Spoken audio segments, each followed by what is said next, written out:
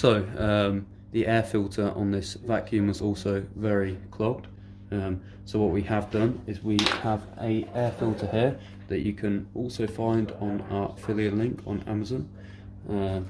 And what you want to do is, if you don't know what the purpose of the air filter is, essentially within the vacuum inside, the air filter traps all of the dirt to make sure that it is actually, that the vacuum is still being effective and efficient.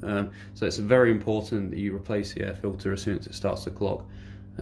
This air filter that we have here, it's not an OEM air filter, but it is quite high quality and it's very similar in pattern to the original. So once you take out this air filter, as you can see, it's clogged and you can see the difference there.